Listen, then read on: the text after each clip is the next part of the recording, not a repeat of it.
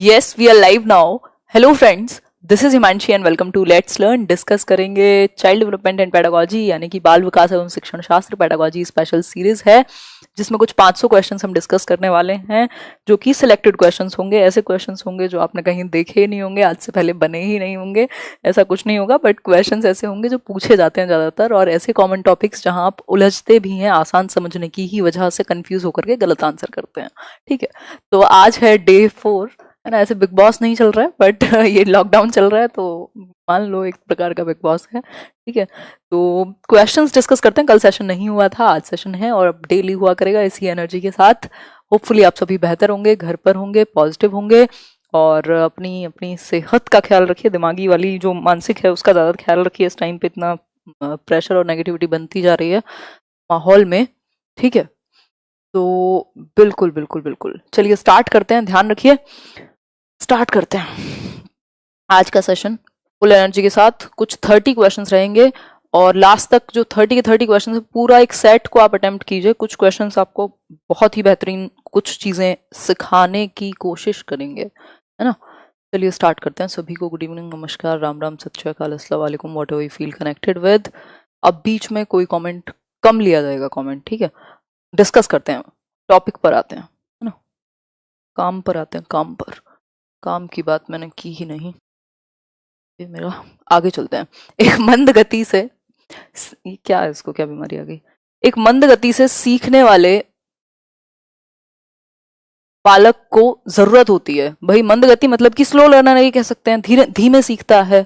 ठीक, अतिरिक्त सहायता की जरूरत होगी, विशेष सहायता की जरूरत होगी, कुछ सहायता की जरूरत होगी या किसी सहायता की जरूरत नहीं होती। ईश्वर होता है अपने आप में, खुद कर लेंगे स्वयं। बताएं एक बार, फटाफट से आंसर कीजिए। बहुत ही बढ़िया। बी मतलब कि विशेष सहायता की जरूरत होती है। बहुत ही बढ़िया। अतिरिक्त का मतलब ये थोड़ा ना है अब आपने ये ऐसा थोड़ा है कि भैया आंगनवाड़ी है तो आटा फालतू रख दिया, ये एक्स्ट्रा में आप ये वाली चीज देते रहना। सबको एक जैसा थोड़े ना दे सकते हो। विशेष सहायता स्पेशलाइज्ड होगी जो बच्चे की नीड के अकॉर्डिंग। ठीक है, तो ये एक चीज है जिसको हम ध्यान में रखेंगे। तो शब्दों का खेल है बहुत सारी जगह पर और शब्दों पे ध्यान रखना चाहिए। अगर एक नंबर लेना हो, बात इमोशंस की हो तो बात अलग है, इमोशंस से चलेगा नहीं, नंबर जो है वो दिमाग से मिलेगा। आगे बढ़ते हैं नेक्स्ट क्वेश्चन की तरफ। नेक्स्ट क्वेश्चन है आपका क्वेश्चन नंबर तो भूल जाइए, वैसे सेकंड क्वेश्चन है, आप एक अति सक्रिय बालक को कैसे सही दिशा में लाएंगे। मतलब कि अति सक्रिय बालक समझते हैं आप, नहीं समझते हैं तो समझिए। इंग्लिश मीडियम में जितने लोग दुखी हैं, हाइपर एक्टिव बच्चा जो कुछ जरूरत से भी ज्यादा एक्टिव है, अब ऐसे बच्चे के लिए आप क्या करेंगे बताएं एक बार। बहुत ही बढ़िया करी सिंह, बहुत ही सिंपल सी है, ऐसा तो कुछ नहीं है स्पेशल। बताइए एक बार। सभी टीचिंग एग्जाम्स में देख सकते हैं, आंसर कीजिए। उसे कक्षा में कोने में बैठने के लिए कहेंगे। जो बहुत ज्यादा सक्रिय बच्चा है उसे आप कोने में बिठाएंगे। ये सर पे चढ़ गया कैमरा ना। या फिर दूसरा ऑप्शन है, उसे पहली पंक्ति में बिठाएंगे तथा उस पर कड़ी नजर रख।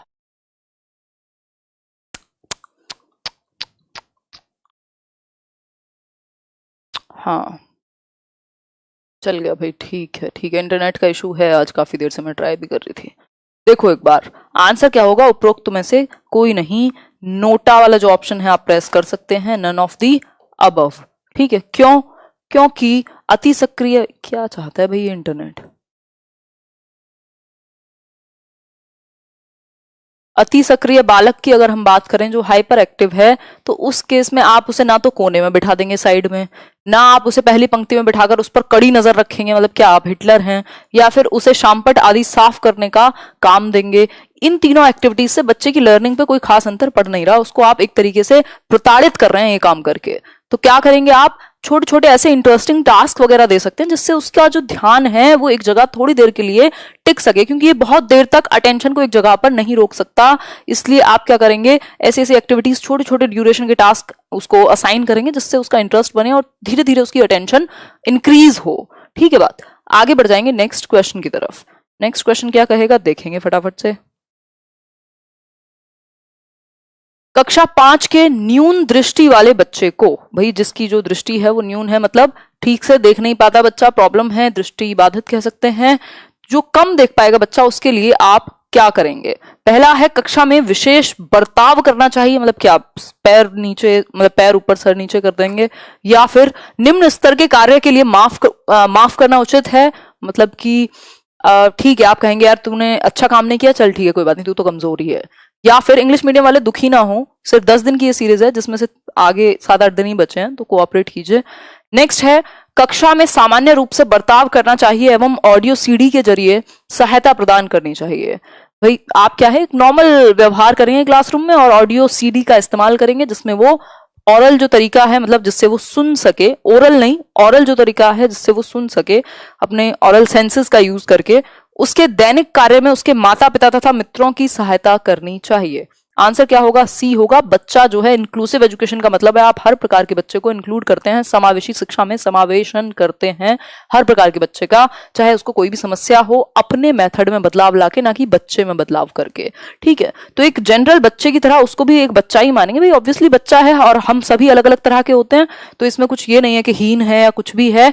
और क्या करेंगे उसकी मदद के लिए? वो बेहतर कैसे सीखेगा, उसके लर्निंग स्टाइल क्या होगा? भाई जो देखने में जिसको समस्या है, अब उसके सामने आप टीवी लाके रख दो तो उसको और ही प्रॉब्लम होगी, ऐसा तो है नहीं कि आंखें ठीक हो जाएंगी। तो आप जो बाकी के सेंसेस तो काम कर रहे हैं ना अच्छे से, तो आप क्लियर बोलेंगे, ऑडियो विजुअल ऑडियो जो टेप्स हैं उनका इस्तेमाल करेंगे जिससे वो बेहतर सुन के समझ सके। और क्या करेंगे? टैक्टाइल जो चीजें हैं, मतलब जो लुइस ब्रेल की वो लिपि थी ना, कौन सी, क्या कहते हैं उसको, ब्रेल लिपि, उसका इस्तेमाल करेंगे, या टच करके जिन चीजों को वो सीख पाए उन चीजों का इस्तेमाल करेंगे। आगे बढ़ेंगे नेक्स्ट क्वेश्चन की तरफ। नेक्स्ट क्वेश्चन क्या कहेगा? भारतीय संविधान के अनुच्छेद 41 व 46 किसके कल्याण से संबंधित हैं? मतलब कि आर्टिकल 41 एंड 46 जो है वो किस एक चीज से रिलेटेड हैं, ये बताएं एक बार। जुलाई में सीटेट होगा, मुझे नहीं लगता कि एक्सटेंड होगा, और ईश्वर नगर एक्सटेंड हो। नेक्स्ट है ऑप्शन देखिए, धार्मिक रूप से पिछड़े व्यक्तियों से, विकलांग व्यक्तियों से, क्षेत्रीय रूप से पिछड़े व्यक्तियों से, या आर्थिक रूप से पिछड़े व्यक्तियों से। आंसर कीजिए। बहुत ही बढ़िया, आप लोगों की रुचि है। कमेंट ले लिया सुनीता संगवान जी आपका, मैं एकदम अच्छी हूं कैम लिया। आंसर कीजिए। बहुत बढ़िया बहुत बढ़िया, रामायण देख रहे हैं आप, सही है, मैं भी देख रही थी। बताओ एक बार। बी? ना ना ना, देखो ये जो बात है ना, हाँ देखो देखो तुक्का मारा, ये कौन है? भावना है, कोई बात नहीं भावना, ठीक। विकलांग व्यक्तियों का बात हम मान लेते, अगर सिर्फ 41 की बात हो रही होती तो हम कह देते कि राइट टू वर्क है, एजुकेशन है, या उनको असिस्टेंस मिले, ठीक है, चाहे वो सोशली इकोनॉमिक बैकग्राउंड उनका कमजोर हो, चाहे वो डिसेबल्ड हो, इन सब की बात हुई है। लेकिन सिर्फ डिसेबल्ड की बात दोनों नहीं करते। इसमें जो इकोनॉमिक रूप से या जिस भी वजह से वंचित हैं लोग, चाहे वो एसटी वाले हों चाहे एससी वाले हों, जो 46 है आर्टिकल वो बात करेगा, जो किसी भी वजह से डेप्राइव्ड हैं सामाजिक या आर्थिक स्थिति से, तो उनको इंक्लूड किया जाएगा। इसलिए जो इसका आंसर होगा वो डी होगा। ठीक है, आगे बढ़ेंगे। सिर्फ क्षेत्र की बात नहीं हो रही, पूरे ऑल ओवर इंडिया की बात कर रहे हैं हम। आगे बढ़ेंगे नेक्स्ट क्वेश्चन की तरफ। नेक्स्ट क्वेश्चन है, इसका आंसर आपको कई जगह पे ये भी मिल सकता है विकलांग व्यक्ति, बट इसका आंसर जो सही होगा 41 और 46 के अकॉर्डिंग वो डी ही है। ठीक, आगे बढ़ेंगे नेक्स्ट क्वेश्चन की तरफ। यदि एक बच्चा 16 को 61 लिखता है तथा बी और डी के मध्य अंतर नहीं कर सकता, तो यह है मतलब कि 16 जो है वो 61 लिखेगा, और बी और डी में देखते होंगे आप बचपन में, शायद आपने भी कभी गलती की हो बी और डी समझने में, पढ़ने में या लिखने में भी। तो ये कौन सी एक प्रॉब्लम है? पहला है मानसिक दोष है, यानी मेंटल कुछ एबिलिटी है उसको, मतलब डिसेबिलिटी है, या फिर सीखने में असक्षम यानी अक्षम कह सकते हैं, लर्निंग डिसेबिलिटी, या फिर दृष्टि दोष है, मतलब पढ़ने में परेशानियां, देख नहीं सकता, या मानसिक क्षय है। आंसर कीजिए फटाफट से, फिर हम आगे बढ़ेंगे।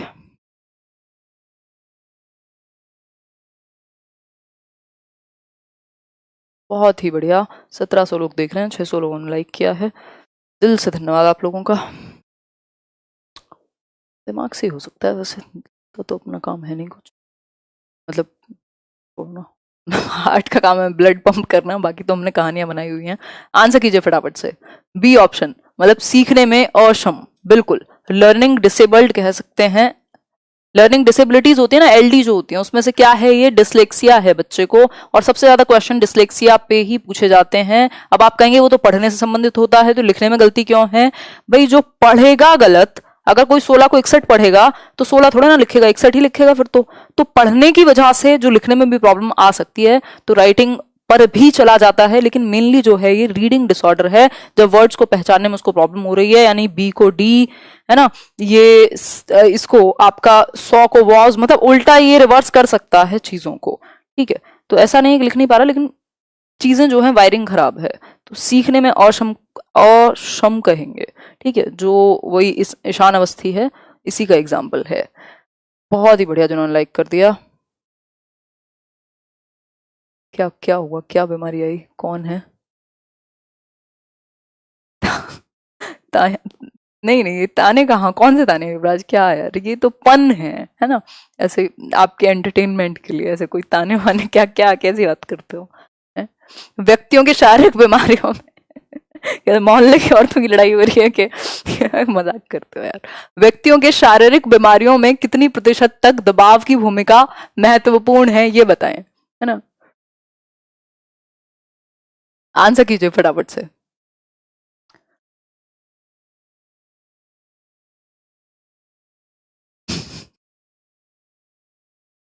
आंसर कीजिए। हाँ, मिक्स्ड आंसर आ रहे हैं आप लोग के। 51 से 69, ये कोई बुद्धि लब्धि थोड़ी है। एवरेज जो हम मान लेते हैं ऐसा भी कोई 50 से 70%, मतलब जो हमारा स्ट्रेस है मेंटल, वो हमारी शारीरिक बीमारियों का भी कारण बनता है। अगर आप बहुत ज्यादा स्ट्रेस में रहते हैं एक लंबे समय तक, तो आपको फिजिकल प्रॉब्लम्स आ सकती हैं, और ये बहुत ही कॉमन बात है, हर किसी ने फील किया होगा। यदि आपने मेंटल प्रेशर को, स्ट्रेस को, बहुत ज्यादा एंग्जाइटी को डील किया है, तो फिजिकल प्रॉब्लम 100% आनी ही आनी है। ठीक है, तो जो ये दिमाग मशीनरी है, ये बहुत बड़ा रोल प्ले करती है आपकी फिजिकल एस्पेक्ट में। आगे बढ़ेंगे नेक्स्ट क्वेश्चन की तरफ। अधिगम वक्र में पठार दर्शाता है, यानी कि लर्निंग जो कर्व है जिसकी बात हरमन एबिंगहॉस करते हैं, इसमें जो पठार है यानी कि प्लेट्यू जो है लर्निंग के अंदर, वो क्या दर्शाएगा?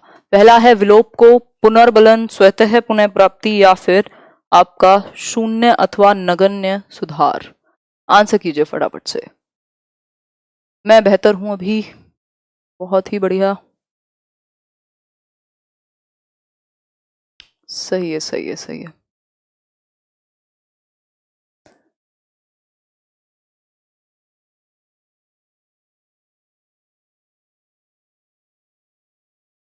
बहुत बढ़िया जीवन दान, धन्यवाद।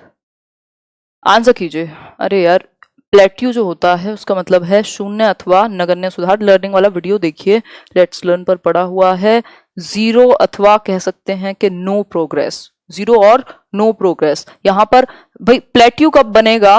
प्लेट्यू बनेगा जब आपका जो लर्निंग कर्व है, आप धीरे धीरे अच्छे से सीख रहे थे, फिर एक समय पे जाके ये फ्लैट हो जाएगा, मतलब आपकी वृद्धि नहीं हो रही सीखने में, मतलब वो एटलीस्ट ऑब्जर्वेबल नहीं है जो वृद्धि है। तो यहाँ पे कोई इंप्रूवमेंट नहीं हो रही, कोई सुधार नहीं दिख रहा, तो ये प्लेट्यू है, पठार है। जो किस वजह से आएगा भाई? शुरुआत में तो आपको बड़ा इंटरेस्ट आता था, 4 दिन पहली क्लास लेने आप सभी आए, फिर उसके बाद क्या हुआ? इंटरेस्ट डाउन होने लग गया, तो पठार आ जाएगा सीखने में। जो सीखना इस तेजी से जा रहा था, अब वो ऐसे चला जाएगा, फिर इसके बाद प्रोग्रेस हो सकती है। आगे बढ़ेंगे नेक्स्ट क्वेश्चन की तरफ। नेक्स्ट क्वेश्चन की तरफ बढ़ेंगे। कमेंट्स बहुत ज्यादा ध्यान भटका रहे हैं आज, कमेंट्स बंद करने पड़ेंगे।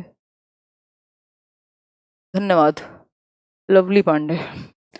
आगे बढ़ेंगे। एक कक्षा जिसमें बालकों को सक्रिय रूप से प्रश्न पूछने के लिए प्रोत्साहित किया जाता है, डैश दृष्टिकोण पर आधारित है। वो क्लासरूम जहां बच्चों को एक्टिवली क्वेश्चनिंग के लिए एनकरेज किया जाता है कि भाई पूछो क्वेश्चंस, कोई दिक्कत नहीं है। माहौल जो है वो ऐसा है कि आप अपनी बात कह पाए और शिक्षक अपनी बात कह पाए।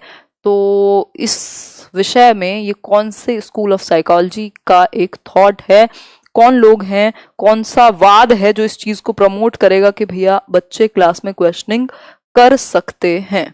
आंसर कीजिए फटाफट से। सही है, बहुत ही बढ़िया। मनोविश्लेषणवाद ना क्लासरूम में कम यूज होता है, काउंसलिंग में ज्यादा यूज होगा। और अगर मैं बात करूं यहाँ पर आंसर की, तो ये निर्मितवाद होगा, यानी कि कंस्ट्रक्टिविज्म होगा, जहां ये माना जाएगा कि बच्चे नॉलेज को कंस्ट्रक्ट कर सकते हैं।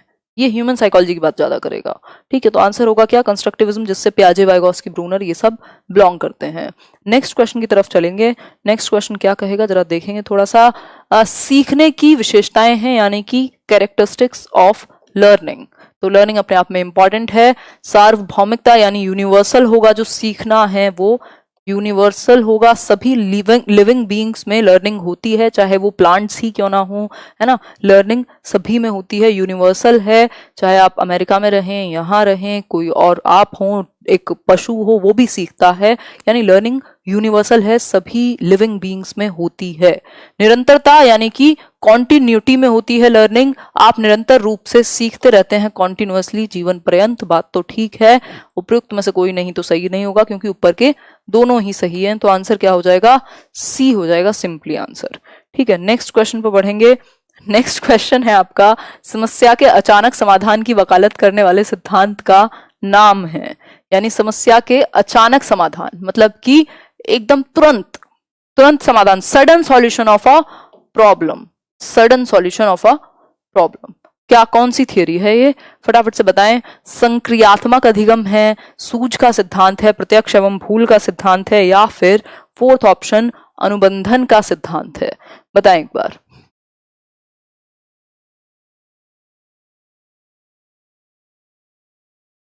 बहुत ही बढ़िया आंसर कर रहे हैं आप लोग। पूनम कौशल कह रही हैं बी है आंसर। देखते हैं पूनम जी क्या होगा आंसर। बिल्कुल सही कह रहे हैं आप, सूझ का सिद्धांत यानी इंसाइट थ्योरी या इंसाइटफुल लर्निंग कह देते हैं जिसको दिया था वोल्फगैंग कोहलर ने। कोहलर ने दिया था सूझ का सिद्धांत यानी कि इंसाइटफुल लर्निंग, जो कि गेस्टाल्टवाद की एक थियोरी है। ठीक है, गेस्टाल्टवाद के जनक कौन थे? वर्टहाइमर या वर्दीमीर, ये तीन लोग थे जो इंपॉर्टेंट थे गेस्टाल्टवाद में। कोहलर, कोफका और ये आपका वोल्फगैंग कोहलर, वर्टहाइमर, और एक और तीसरे कौन से व्यक्ति थे जरा बताइएगा? वर्टहाइमर, कोहलर, कोफका, तीन लोग थे, और कर्ट लेविन भी इनसे रिलेटेड हैं। वो भी गेस्टाल्टवाद को मानते हैं। गेस्टाल्टवाद बेसिकली, गेस्टाल्ट का मतलब होता है एक बड़ा सा होल, समग्र की बात करेंगे ये कि whole is greater than the sum of its parts. जो हम चीजों को होल में देखते हैं, हम अगर कुछ पूरा एक मान लीजिए कुछ देखेंगे भी बाहर, कोई हमने मान लो चित्रकारी ही देखी तो हमारा पूरा ध्यान जाएगा उसे कंप्लीट पिक्चर पे, फिर हम पार्ट्स से मिलके या पार्ट्स से अलग दिखेगा होल, ऐसी बात करेंगे गेस्टाल्टवादी। और एकदम से जो हमें सडन आइडिया आता है ना, भाई एक आइडिया आया है मुझे, तो ये जो आइडिया है ये इंसाइट है, यानी सूझ का सिद्धांत है। दिमाग की एकदम बत्ती जली आपकी। आगे बढ़ेंगे नेक्स्ट क्वेश्चन की तरफ। नेक्स्ट क्वेश्चन क्या है? अधिगम की वह अवस्था जिसमें एक से अधिक साथी एक दूसरे को प्रेरित और प्रोत्साहित करते हैं। मतलब लर्निंग की वो स्टेज जहां एक दूसरे को, जो सहयोगी हैं, जो पीयर लर्नर्स हैं, वो क्या करेंगे? प्रेरित करेंगे, यानी कि मोटिवेट करेंगे। आंसर कीजिए।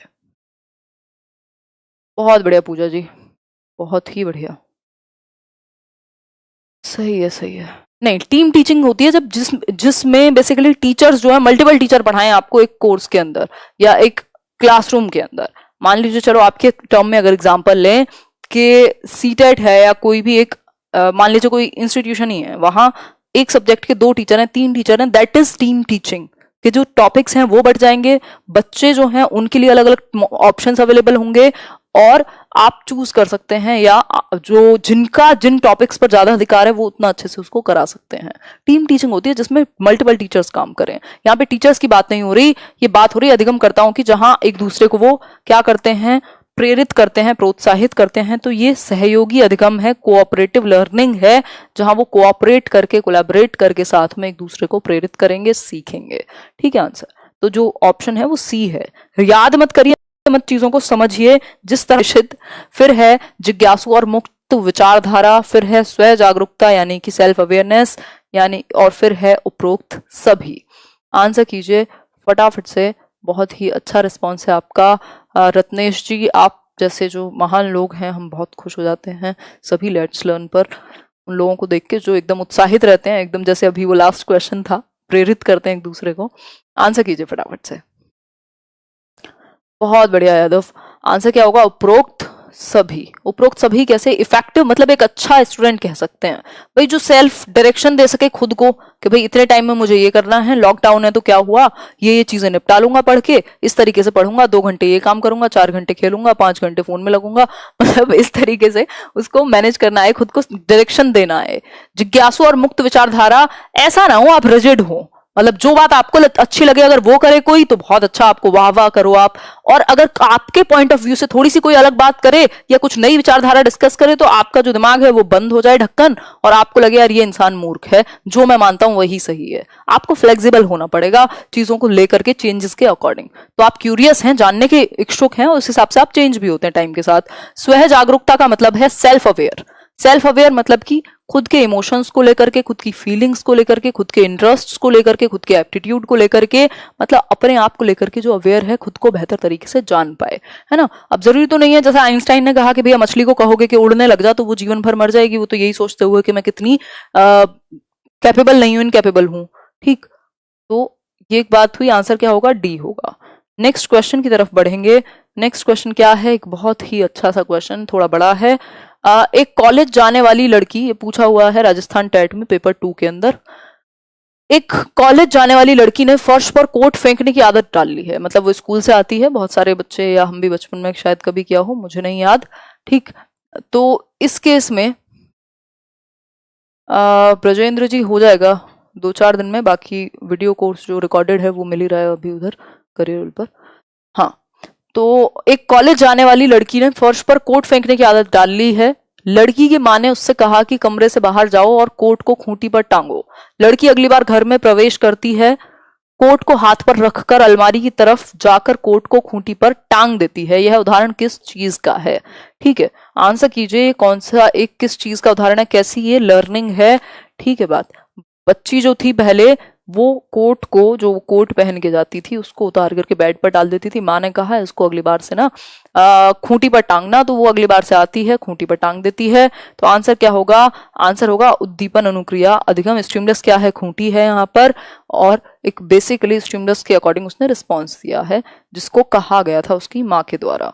आगे बढ़ेंगे नेक्स्ट क्वेश्चन पर। जो चेन लर्निंग होती है श्रृंखला वाली, उसमें मल्टीपल स्टिमुलस जो है वो इंक्लूडेड होते हैं। आगे बढ़ेंगे नेक्स्ट क्वेश्चन पर। नेक्स्ट क्वेश्चन क्या है? प्रयास व त्रुटि में सबसे महत्वपूर्ण क्या है, यानी ट्रायल एंड एरर में मोस्ट इंपॉर्टेंट चीज क्या है? थॉर्नडाइक की ही ये थियरी है, 100 बार आपने पढ़ी होगी, फिर भी गलती होगी। ठीक है, तो समझेंगे इसको, बताएं एक बार।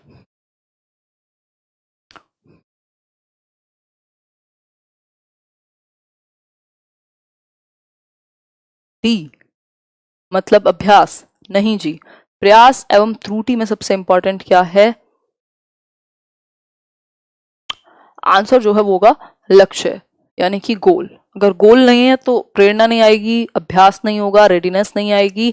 तो जो गोल था वो किसके सामने? बिल्ली के सामने, कि जो फिश की स्मेल है, स्टिमुलस है, और जो भूख है उसको पूरा करना है जा करके। ठीक, तो ये एक बात हुई। आगे बढ़ेंगे नेक्स्ट क्वेश्चन की तरफ। नेक्स्ट क्वेश्चन क्या है? मस्तिष्क उद्वेलन तकनीक का प्रतिपादन, यानी कि ब्रेनस्टॉर्मिंग जिसको हम कह देते हैं, वो किसने प्रतिपादित की थी? ये आपको आंसर करना है, बताएं एक बार। बाकर मेहंदी ने, ऑसबर्न ने, गिलफर्ड ने, या टॉरेंस ने? आंसर कीजिए फटाफट से। बहुत ही बढ़िया, बहुत ही बढ़िया। देखो, ब्रेनस्टॉर्मिंग को दिया था किसने? एफ ऑसबर्न ने ब्रेनस्टॉर्मिंग की बात की है। ब्रेनस्टॉर्मिंग क्या है? क्रिएटिविटी से जुड़ा हुआ है, सृजनात्मकता से, कुछ नया जोड़, नया करने से, नया सोचने से। जब आप ग्रुप में बैठ करके किसी एक प्रॉब्लम का सॉल्यूशन नए तरीके से ढूंढते हैं, दैट इज ब्रेनस्टॉर्मिंग। आप अपने दिमाग पर जोर डालते हैं और आइडियाज की बारिश होने लगती है, और फिर उसमें से सेलेक्ट कर लिया जाता है किसी एक चीज को। तो यहाँ पे रुकाव नहीं होता कि आपने रोक दिया कि भाई ये चीज गलत है। खुले मन से आप बताने देते हैं सॉल्यूशन, और जो दिमाग में आता है वो लिखते जाते हैं या उसको शेयर करते जाते हैं, ये कह सकते हैं, रिकॉर्ड करते जाते हैं। प्रोजेक्ट प्रणाली का प्रतिपादन किया है। प्रोजेक्ट प्रणाली यानी प्रोजेक्ट मेथड। प्रोजेक्ट मेथड को किसने दिया है ये आप बताएंगे। पहला है जे ब्रूनर ने, फिर है रिस्क ने, फिर है किलपैट्रिक ने, या रॉबर्ट ग्लेजर ने? आंसर कीजिए फटाफट से। आप इसको टेस्ट की तरह भी ले सकते हैं, वो लोग जो लेट्स लर्न पर बहुत सारे वीडियोस देख चुके हैं या पेडागोजी घर में बैठ करके पढ़ते रहते हैं, तो वो अपनी तैयारी चेक कर सकते हैं। WH Kilpatrick, William heard Kilpatrick ने कही है ये बात कि भैया जो प्रोजेक्ट मेथड है वो उनका है, और ये जॉन डुई के क्या थे? शिष्य थे। और ये जो मेथड है पूरा प्रोजेक्ट मेथड, ये किससे इंस्पायर्ड है? जॉन डुई का जो प्रैग्मेटिज्म है, प्रैग्मेटिज्म जिसमें वो विश्वास रखते थे, यानी कि प्रयोजनवाद प्रैक्टिकल सिचुएशंस में जो लर्निंग है वो काम आ पाए, तो वो प्रैग्मेटिज्म से ये संबंधित है, जिसमें बच्चे ग्रुप में फ्रीडम के साथ सीख पाए, टीचर एक फ्रेंड फिलोसोफर गाइड हो, ना कि डंडा लेकर के अथॉरिटेरियन नहीं होना चाहिए, और बच्चों को इंडिपेंडेंटली प्रॉब्लम सॉल्व करने के लिए कहा जाए। साइंस वगैरह में इसका काफी यूज किया जाता था। आगे बढ़ेंगे नेक्स्ट क्वेश्चन की तरफ। नेक्स्ट क्वेश्चन क्या है देख लेते हैं। नेक्स्ट है आपका, एक बच्चा कक्षा में प्राय प्रश्न पूछता है, उचित रूप से इसका अर्थ है कि भाई एक बच्चा जो है जनरली क्लासरूम में क्या है, क्वेश्चन पूछेगा, क्वेश्चनिंग करता है, तो वो शरारती है, अधिक जिज्ञासु है, असामान्य है या प्रतिभाशाली है। सर में फिर से भयंकर दर्द होना शुरू हो गया, पता नहीं क्या हुआ है। आंसर कीजिए फटाफट से, अभी कुछ और अच्छे क्वेश्चंस रहते हैं। बहुत ही बढ़िया जितने भी लोग आंसर कर रहे हैं। बी यानी अधिक जिज्ञासु है, बिल्कुल बात ठीक है। अगर क्वेश्चनिंग करता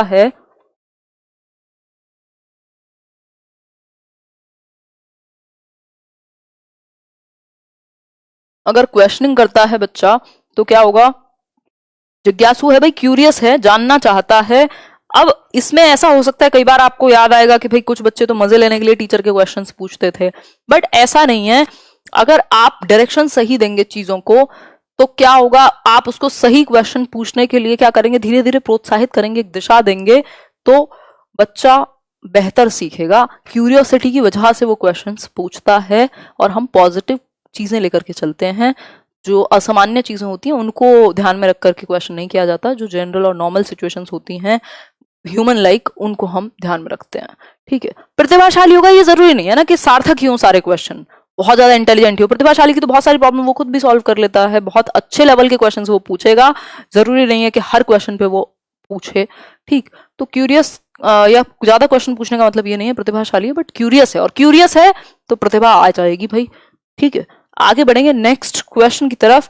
नेक्स्ट क्वेश्चन है, संवेग की उत्पत्ति डैश से होती है। संवेग समझते हैं आप, नहीं समझते, इमोशंस। ठीक है, संवेग मतलब कि इमोशंस का जो जन्म है वो कहाँ से जनरेट होंगे इमोशंस, तो आंसर कीजिए। इमोशंस शारीरिक विकास से होगी उत्पत्ति, मूल प्रवृत्तियों से, संप्रत्तियों के निर्माण से, या फिर आदर्श से। बहुत बढ़िया। मैकडूगल की जो एक थ्योरी है इंस्टिंक्ट की, जिसमें उन्होंने बात किया कि मूल प्रवृत्ति होती है मनुष्य में कितनी, 14, और इन 14 जो इंस्टिंक्ट्स हैं हमारे अंदर, बेसिक इंस्टिंक्ट्स जो जन्म से हैं, ये क्या जन्म देंगे, इमोशंस को जन्म देंगे डिफरेंट डिफरेंट। जैसे मान लीजिए जो एस्केप है एक प्रवृत्ति है, बचना चीजों से। अब ये क्या है, एस्केप जो है प्रवृत्ति है, इससे एक इमोशन का जन्म होगा, जो एक टेम्परेरी सी फीलिंग है, वो है फियर। ठीक, तो इस तरीके से इन्होंने बहुत सारे, जैसे बहुत मतलब 14 इन्होंने इंस्टिंक्ट दिए हैं, हर किसी से रिलेटेड एक इमोशन दिया है, जो इनकी इंस्टिंक्ट की थ्योरी है उसके अंदर। आगे बढ़ेंगे नेक्स्ट क्वेश्चन की तरफ। नेक्स्ट क्वेश्चन क्या कहता है देखेंगे, अभिप्रेरणा डैश चक्र के संदर्भ में निम्नलिखित में से कौन सा सही क्रम है। अभिप्रेरणा चक्र समझते हैं, मोटिवेशन साइकिल। मोटिवेशन साइकिल की अगर हम बात करें तो कौन सा एक जो यहाँ पे चक्र है या क्रम है वो सही होगा, ये पूछा है। 4 ऑप्शंस आपके सामने हैं। हाँ, 4 ऑप्शंस देख करके थोड़ा आंसर कीजिए। छोटा दिख रहा होगा बट काम चलाना पड़ेगा। आंसर कीजिए फटाफट से। अभिप्रेरणा चक्र, कोई बात नहीं हिमांशु, कोई दिक्कत नहीं है, कोई दिक्कत नहीं है, बचा के रखो, ऐसे लाइक काम आएगा पेपर में वहां करना लाइक। बताओ एक बार आंसर करो। बहुत बढ़िया। तो इसमें प्रॉब्लम हो रही होगी इंग्लिश मीडियम वालों को, आई कैन अंडरस्टैंड, बट थोड़े दिन की ही बात है, थोड़ा एक स्पेशल सीरीज हिंदी के लिए भी रहने दो, इंग्लिश की चलती ही रहेगी हमेशा। मोटिवेशन साइकिल की अगर मैं बात करूं तो आपको याद होगा मैंने एक चीज आपके सामने लिखी थी जिसे बहुत सारे लोग इस्तेमाल करते हैं आजकल अलग अलग कोचिंग में भी, एनडीए और गार। क्या है ये, मोटिवेशन साइकिल के 6 स्टेप हैं। एनडीए जो है नेशनल डिफेंस एकेडमी नहीं है, ये है नीड मतलब आवश्यकता, पहला जो स्टेप है। ठीक है, फिर है आपका क्या होगा ये बताओ एक बार, ड्राइव, बिल्कुल प्रबल प्रेरणा जो ड्राइव है। फिर है ए फॉर अराउजल यानी उत्तेजना। देन आपका एक गोल आएगा, गोल ओरिएंटेड व्यवहार आएगा, बेसिकली लक्ष्य निर्देशित आप व्यवहार करेंगे। फिर जो ए है वो अचीवमेंट हो जाएगी गोल की, और फिर उत्तेजना में कमी आ जाएगी यानी रिडक्शन इन अराउजल। ठीक है बात। तो ये आपको बेसिक चीज ध्यान में रखनी है। पहले हमें आवश्यकता ही आविष्कार की जननी है। हम मोटिवेटेड फील करते हैं जब हमें वजह से एक ड्राइव जनरेट होगी जो आपको थोड़ा सा चलने के लिए, आगे बढ़ने के लिए धकेलेगी। ओहो हो,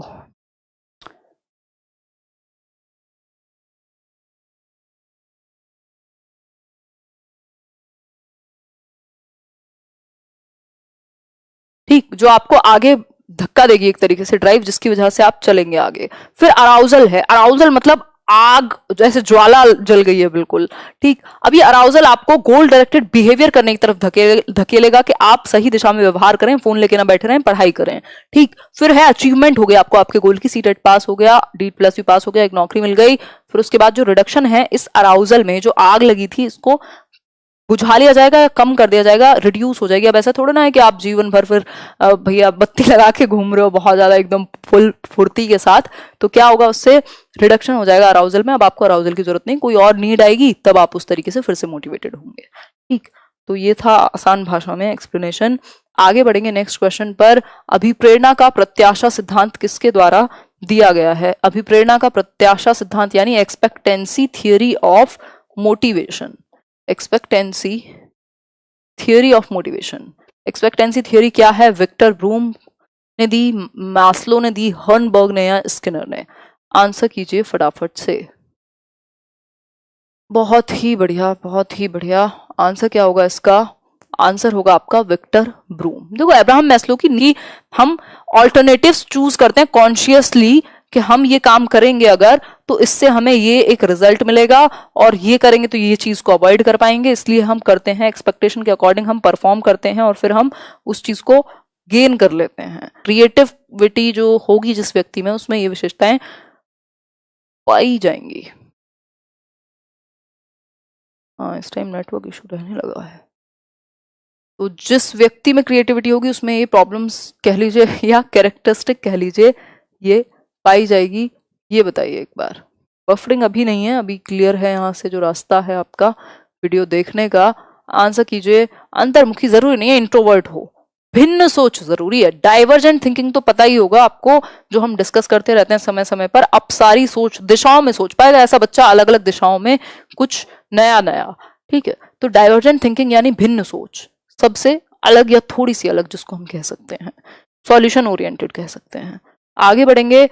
डैश बच्चों में अमूर्तमान प्रत्ययों को ग्रहण करने की योग्यता होती है, यानी कि एब्स्ट्रैक्ट जो कॉन्सेप्ट्स हैं उनको ये बच्चे ग्रहण कर सकते हैं आसानी से, या इनके अंदर एबिलिटी होती है। तो ये कौन से बच्चे हैं? पिछड़े हुए हैं, प्रतिभाशाली हैं, मानसिक रूप से पिछड़े हैं, या उपयुक्त में से कोई नहीं? आंसर कीजिए फटाफट से, फिर हम आगे बढ़ेंगे।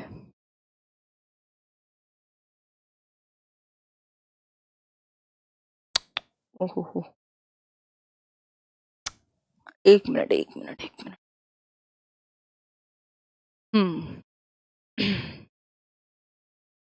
ये प्रतिभाशाली बच्चे होंगे जो एब्स्ट्रैक्ट कॉन्सेप्ट्स को जल्दी से सीखने की योग्यता रखते हैं, और 11 साल के बाद एब्स्ट्रैक्ट कॉन्सेप्ट्स, अमूर्त चीजें जो आइडियाज में होती हैं, जिनको टच और फील नहीं किया जा सकता, जिनका IQ 140+ है, जो गिफ्टेड बच्चा है, वो आसानी से या जल्दी से उसके अंदर एबिलिटी है एब्स्ट्रैक्ट चीजों को सीख लेने की, चाहे वो साइंस के ऐसे कॉन्सेप्ट हों, चाहे वो बाकी चीजों के हों। ठीक है, आगे बढ़ेंगे नेक्स्ट क्वेश्चन की तरफ। नेक्स्ट क्वेश्चन क्या कहेगा ये देख लेते हैं। नेक्स्ट क्वेश्चन कहेगा केवल कागज पेंसिल जांचों द्वारा आकलन, मतलब पेपर पेंसिल जो टेस्ट है आपका, उस वो कैसा है, जो असेसमेंट है पेपर पेंसिल का। बहुत बढ़िया बिट्टू जायसवाल जी, आप पहली बार आई हैं, बहुत ही खुशी की बात है। तो होपफुली आपको लेट्स लर्न का माहौल पसंद आया होगा। बताएं एक बार। कागज पेंसिल यानी कि सिर्फ पेपर पेंसिल पर टेस्ट लेते हैं आप, यानी कि इतने % नंबर आए, 90% आए तो बहुत अच्छा, नहीं तो नहीं। बताओ एक बार। मेरा तो छोड़ ही दो सरकार कहाँ कहाँ से पढ़ती हूँ, क्या क्या पढ़ती हूँ, बहुत सारा कुछ सरदर्द है। कागज पेंसिल पेंसिल जांच द्वारा आकलन क्या किया जा सकता है? बताएं एक बार। भाई आप क्या करते हैं, आप आकलन को सीमित कर देते हैं अगर सिर्फ पेपर पेंसिल टेस्ट की बात करें तो, क्योंकि बच्चा जो है पेपर पेंसिल टेस्ट से आप उसकी जो किताबों की नॉलेज है वो तो जांच सकते हैं, बट उसके अंदर जो बाकी की क्षमताएं हैं, बाकी की स्किल्स हैं, चाहे वो स्पोर्ट्स की एबिलिटी हो, चाहे वो क्रिएटिविटी हो उसकी, चाहे वो बाकी क्षेत्रों में म्यूजिक का इंटरेस्ट हो, ये सब चीजें नहीं आप माप पाएंगे। इसलिए को स्कोलेस्टिक एरिया भी इंपॉर्टेंट होता है। लेकिन आप अगर सिर्फ पेपर पेंसिल टेस्ट ले रहे हैं तो आपने लिमिटेड कर दिया, उसको एक दायरे में बांध दिया। ठीक, तो इसलिए आकलन को या असेसमेंट को सीमित कर देगा। जो पेपर पेंसिल टेस्ट है सभी आयामों को माप नहीं पाएगा। एक कक्षा में वैयक्तिक विभिन्नताओं के क्षेत्र हो सकते हैं, यानी इंडिविजुअल डिफरेंसेस के जो डोमेन्स हो सकते हैं क्लासरूम में, वो कैसे हो सकते हैं, सीखने के रूप में, रुचि के रूप में, चरित्र के, या फिर इन सभी में। आंसर कीजिए फटाफट से, फिर हम लोग आगे बढ़ेंगे। बहुत ही बढ़िया दीदी, इट्स ट्रेनिंग। कहाँ सदा खान, कहाँ बारिश हो रही है? किस जगह रहते हैं आप? मौसम ऐसा ही रहता है वैसे आजकल, ठीक है पहले से। बिल्कुल, इन सभी यानी कि all of the following.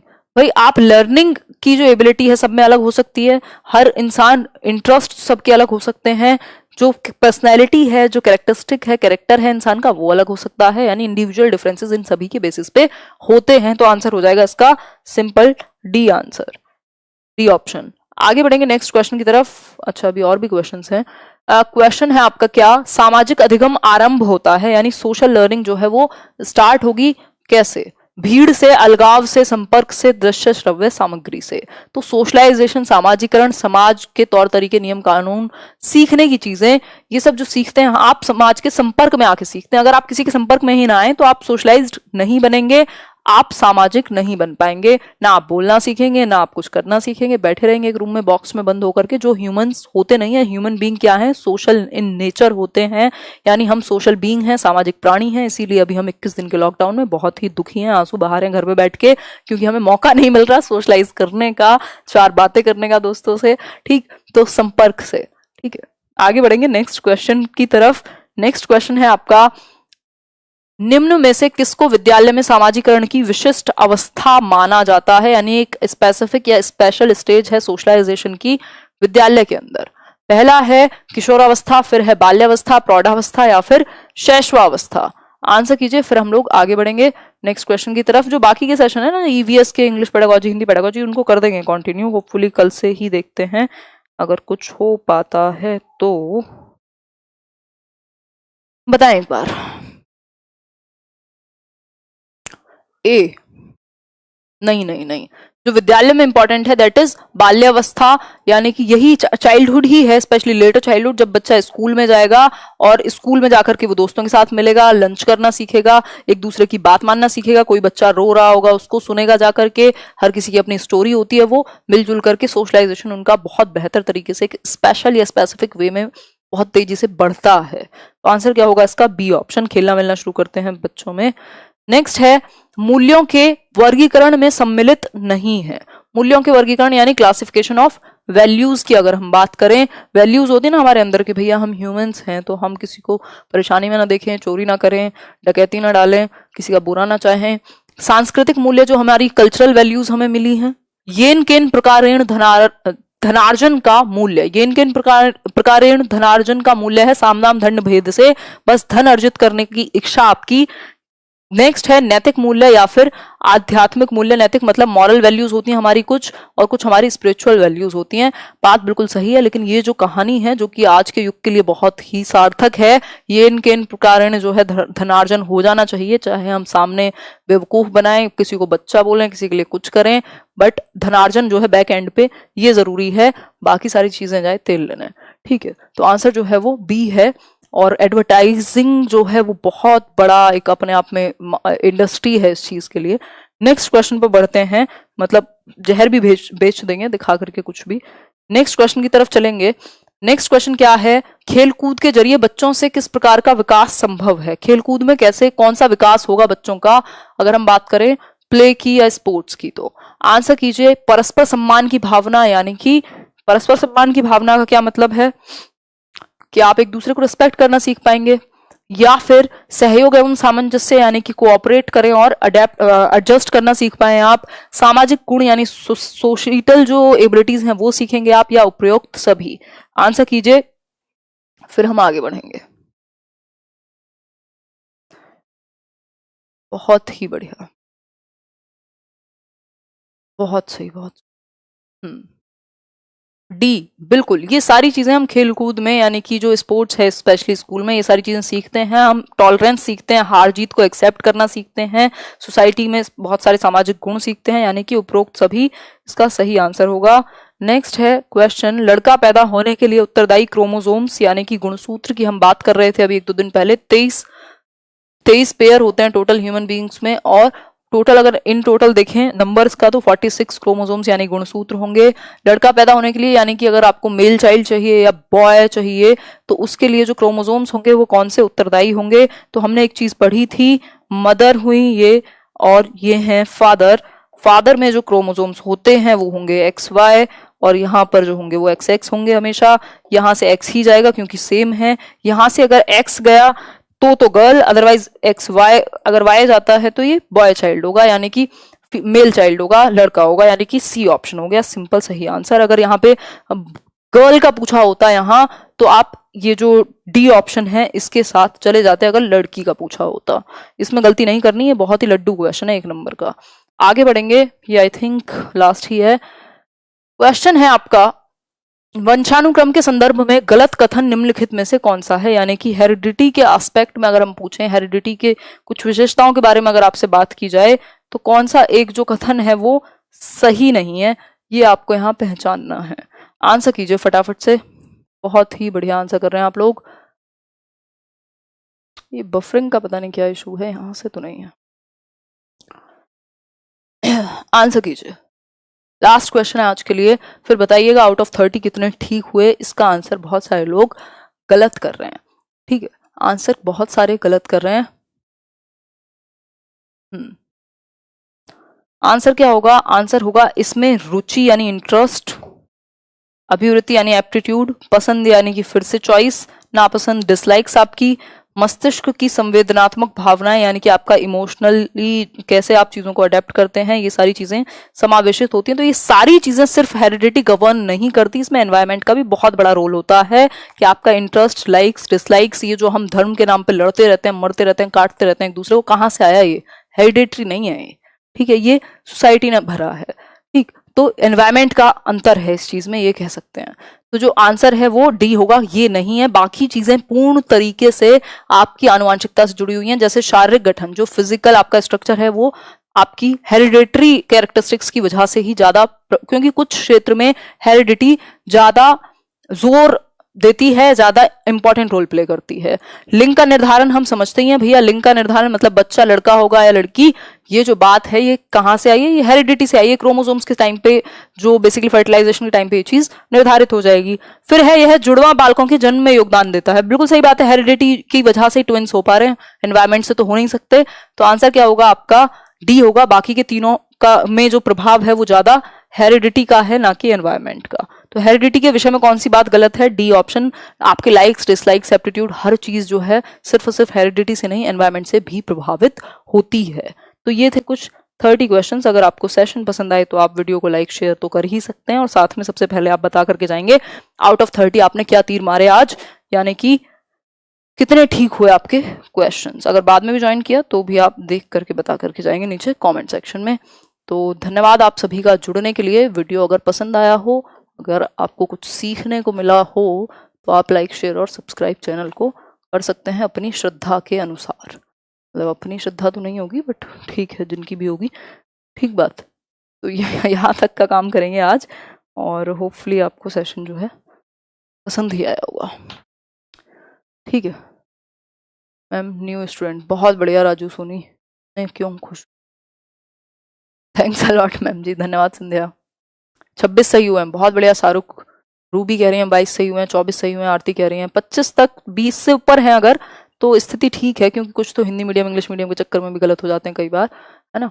Bilingual करेंगे, बट अभी इसको 10 दिन तक चलने दो।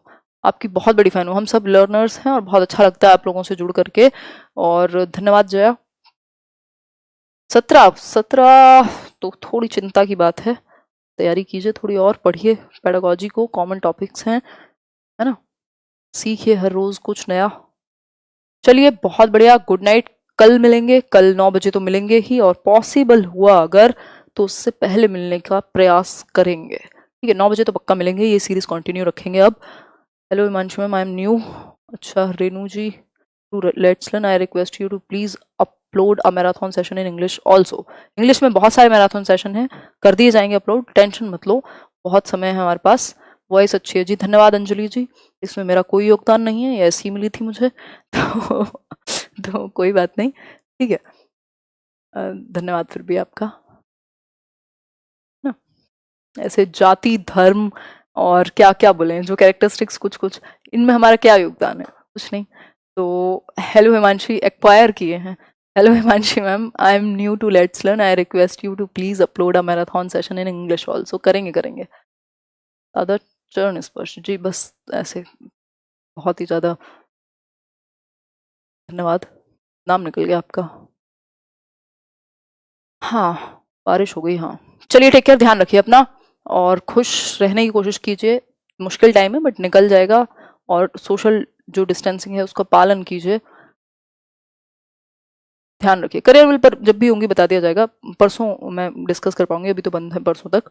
रिकॉर्डेड बैच जो है वहाँ अवेलेबल है, उसको आराम से देखो, जितने लोगों ने लिया हुआ है, मतलब ऐसा नहीं है कि मैं कह रही हूँ हर कोई जाओ, बट जो लोग हैं ऑलरेडी वो देख सकते हैं इतने वो वाली वीडियोस जो रिकॉर्डेड हैं ऑलरेडी। चलिए टेक केयर, धन्यवाद आप सभी का।